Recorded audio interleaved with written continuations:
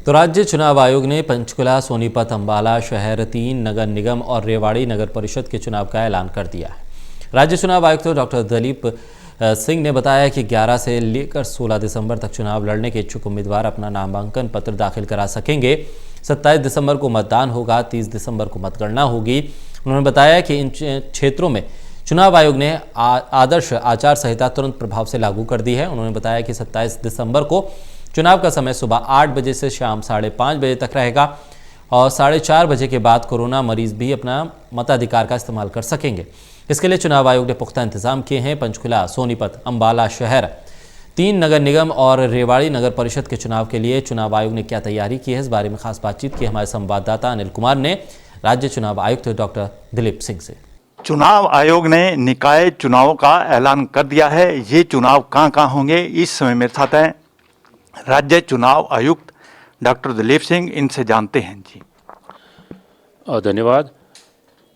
मैं बताना चाहूँगा कि अंबाला, सोनीपत और पंचकुला में नगर निगम के चुनाव जो लंबित थे उन्हें करवाने का अब करवाया जाएगा। इसके साथ ही रेवाड़ी में नगर परिषद के चुनाव है उनको भी साथ साथ करवाया जाएगा। इसके लिए आज हमने तिथियों की घोषणा की है, जिसके अनुसार कल 4 दिसंबर को संबंधित उपायुक्तों के द्वारा नोटिफिकेशन जारी किया जाएगा और शेड्यूल ऑफ जो है चुनाव का उसको जारी किया जाएगा। शेड्यूल के अनुसार 11 दिसंबर से लेकर 16 दिसंबर तक नामांकन का पीरियड होगा, जिसमें उम्मीदवार अपने नॉमिनेशन जारी जो है दाखिल कर सकते हैं। नॉमिनेशन में हमने थोड़ा चेंज किया है कि उम्मीदवार ऑनलाइन भी नॉमिनेशन भेज सकते हैं कोविड के चलते, और अगर वहाँ हमारे दफ्तर में आकर देना चाहते हैं तो वो प्रक्रिया तो पहले भी थी। और इसके बाद में 27 दिसंबर को मतदान करवाया जाएगा और 30 दिसंबर को जो है वो काउंटिंग ऑफ वोट्स की जाएगी। तो ये हमारा शेड्यूल रहेगा। डॉक्टर साहब, नोटा के लिए भी कोई बदलाव किया गया है क्या? जी हाँ, नोटा हालांकि पहले भी लागू था, लेकिन अब बदलाव ये किया गया है, हमने इसमें किया है कि नोटा को अगर अधिकतम वोट मिल जाते हैं, मैक्सिमम वोट्स अगर नोटा को मिलते हैं, तो पहले ये था कि नोटा को हम विजयी डिक्लेयर नहीं करते थे और जो नंबर 2 पे जो उम्मीदवार होता था उसको विजयी मानते थे। इसमें हमने ये चेंज ये किया है कि NOTA will be declared as a fictional candidate, और अगर नोटा को अधिकतम वोट मिल जाते हैं तो नोटा को हम विजयी उम्मीदवार मानेंगे। और इसका अर्थ ये हुआ कि वहाँ का जो चुनाव है उसे रद्द किया जाएगा, नलीफाई हो जाएगा, वो फ्रेश चुनाव किया जाएगा और फ्रेश चुनाव में फ्रेश उम्मीदवारों के साथ चुनाव किया जाएगा। डॉक्टर साहब, ईवीएम पर राजनीतिक पार्टियां सवाल उठाती आई हैं और अब जो चुनाव जो है ईवीएम के जरिए करवाने जा रहे हो, जो आप नई मशीन के जरिए चुनाव करवाने जा रहे हो, पहले वाली और अब वाली ईवीएम मशीन में क्या अंतर है? क्या इस पर पहले ईवीएम मशीन की तरह सवाल उठ सकते हैं क्या? जी हाँ, हम इलेक्ट्रॉनिक वोटिंग मशीन्स के द्वारा ही सारे चुनाव कराए जाएंगे। और जो ईवीएम्स हैं वो भारत सरकार के 2 PSUs हैं, BEL और ECIL, वो बनाते हैं। और हमारे पास अपनी जो है ईवीएम्स नहीं होती हैं। हम ईवीएम्स जो हैं वो हम इलेक्शन कमीशन ऑफ इंडिया से लोन बेसिस पे उधार लेते हैं चुनाव के समय, फिर उनको वापस कर देते हैं। अब तक हम M1 मतलब मॉडल 1 की ईवीएम्स के चुनाव करा रहे थे, अब उनके इम्प्रूव्ड वर्जन आ गए हैं तो वो M2, तो हमने इलेक्शन कमीशन ऑफ इंडिया से M2 मशीनें ली हैं और उनसे चुनाव कराएंगे। दोनों में फ़र्क ये है कि बेटर सॉफ्टवेयर है, बेटर हार्डवेयर है, और सिक्योरिटी फीचर्स जो है धीरे धीरे सिक्योरिटी फीचर्स जो हैं उनको और टाइट किया गया है। तो ये मशीनें जो हैं बहुत अच्छा काम कर रही हैं। और जो चुनाव इलेक्शन कमीशन ऑफ इंडिया जो विधानसभा लोकसभा के चुनाव कराता है तो इन्हीं मशीनों को यूज़ करता है। जहाँ तक भ्रांतियों का सवाल है कि कई बार उम्मीदवारों में, मीडिया में, राजनीतिक पार्टियों में ये भ्रांतियाँ रहती हैं कि ईवीएम्स जो है से छेड़छाड़ की जा सकती है, तो मैं इसको सिरे से खारिज करता हूँ। मैं बताना चाहूँगा कि ये जो इलेक्ट्रॉनिक वोटिंग मशीन्स हैं ये टेम्पर प्रूफ हैं, इनके साथ कोई छेड़छाड़ नहीं की जा सकती। और ये जो है स्टैंड अलोन कैलकुलेटर्स हैं, एक मशीन का दूसरी मशीन से कोई संबंध नहीं है। इसके अतिरिक्त ना तो इसके अंदर ब्लूटूथ होता है, ना इसके अंदर कोई वाईफाई होता है, ना ही कोई और एक्सटर्नल किसी चीज़ से इसको छेड़ा जा सकता है।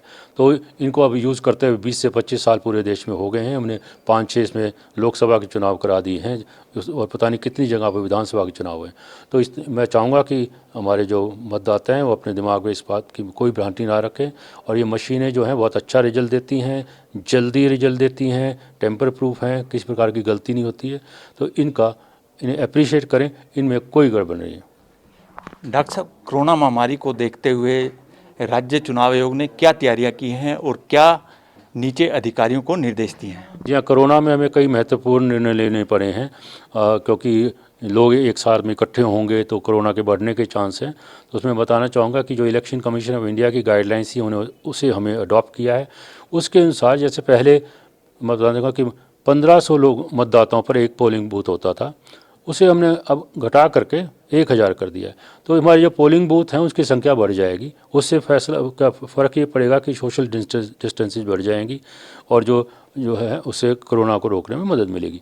इसके अतिरिक्त जो पोलिंग बूथ पे जो भी मतदाता आएगा तो उसे हर प्रकार की मेडिकल फैसिलिटी वहाँ होगी, सैनिटाइजर्स होंगे, हैंड ग्लव्स होंगे, मास्क होंगे, इसके अलावा जो थर्मल स्कैनिंग की जाएगी उनकी, ताकि वो वोट डालने से पहले उनको ये देखा जाए कि उन्हें कोरोना के लक्षण तो नहीं है। और अगर कोरोना के लक्षण पाए जाते हैं तो उस मतदाता को कहा जाएगा कि वो अंतिम आवर ऑफ द पोलिंग है जो कि 4:30 से लेकर 5:30 बजे शाम को है, उसमें आकर के वोट डालेंगे। और उस वक्त उनको डॉक्टर्स की टीम होगी, उनको PPE किट वगैरह पहनाया जाएगा और उनके चुनाव कराए जाएंगे। अंदर भी जो लोग बैठेंगे पोलिंग ड्यूटी पे, बाहर पुलिस वाले हैं या और भी कई तरह के जो ड्यूटीज़ पे लोग हैं, उन सब की ड्यूटी तभी लगाई जाएगी जब उपायुक्त द्वारा उनके कोविड का टेस्ट कर लिया जाएगा और तभी उनकी ड्यूटी लगाई जाएगी। डॉक्टर साहब, आपने जो चुनाव मैदान में उम्मीदवार उतरेंगे उनके खर्चे की सीमा भी बढ़ाई है और इसके साथ साथ चुनाव उम्मीदवारों के खर्चे को लेकर चुनाव आयोग ने क्या किया है? जी हाँ, कोविड के रहते कई उम्मीदवारों ने ये कहा था कि उनके खर्चे में बढ़ोतरी करनी चाहिए, जो हमने उनकी बात मानी है। और पिछली बार के जो खर्चे थे, खर्चों की जो सीमा थी उसे हमने 10% बढ़ा दिया है। जो उदाहरणतः मैं बताना चाहूँगा कि पहले मेयर जो है अपने चुनाव में 20 लाख तक की सीमा जो है उनके खर्चे की हमने नियत की हुई थी, और उसे बढ़ाकर हमने 22 लाख कर दिया है। इसी प्रकार बाकी जो पद हैं उनके लिए भी हमने 10% की जो बढ़ोतरी की है। तो मैं समझता हूँ कि इस बढ़ोतरी से उनको फ्लेक्सिबिलिटी मिलेगी और उनका खर्चा अगर ज़्यादा होता है उसको कर पाएंगे। डॉक्टर साहब, आदर्श आचार संहिता को लेकर आपने क्या स्टेप उठाए हैं? ये कब से लागू होगी और इसका क्षेत्र क्या होगा? जी हाँ, मॉडल कोड ऑफ कंडक्ट आचार संहिता का पूरी तरह से सख्ती से पालन किया जाएगा। उसके हमने बड़ी डिटेल्स गाइडलाइन हमने जारी की हैं। जैसे मैं आपको बताना चाहूँगा कि इसमें 3 महत्वपूर्ण चीज़ें आ जाती हैं। एक तो ये है कि जो सिक्योरिटी का मसला आता है उसमें कि कोई किसी मतदाता को, जो गरीब लोग हैं, अंडर प्रिविलेज लोग हैं, उनको कोई डरा धमका के वोट ना डलवाए या कोई लोभ लालच दे करके वोट ना डलवाए, तो उन सब का हम ध्यान रखते हैं, जिसके लिए हमने 3 ऑब्जर्वर्स लगाए हैं। एक IAS अधिकारी को जनरल ऑब्जर्वर लगाया है, एक IPS अधिकारी को हमने पुलिस ऑब्जर्वर लगाया है, और इसी तरह हमने एक्साइज डिपार्टमेंट के एक वरिष्ठ अधिकारी को जो है खर्चों का नियंत्रण रखने के लिए जाया। ये तीनों अधिकारी उस क्षेत्र में रहेंगे और इनको कोई भी मतदाता, कोई भी उम्मीदवार इनसे मिल सकता है, इनसे शिकायत कर सकता है, और शिकायत आने पर या इनकी नॉलेज में कोई बात आती है तो पूरी सख्ती से कार्रवाई की जाएगी और जो है हम इसमें कोई ढिलाई नहीं रखेंगे। डॉक्टर साहब, धन्यवाद। ये थे मेरे साथ राज्य चुनाव आयुक्त डॉक्टर दलीप सिंह। इन्होंने कहा है कि सोनीपत, अम्बाला, पंचकुला नगर निगम के और रेवाड़ी नगर परिषद के चुनाव 27 दिसंबर को होंगे और 30 दिसंबर को नतीजे आएंगे। इसके साथ साथ इन्होंने ये भी स्पष्ट कर दिया है कि आज से ही आदर्श आचार संहिता लागू कर दी गई है। Anil Kumar, total news, Chandigarh.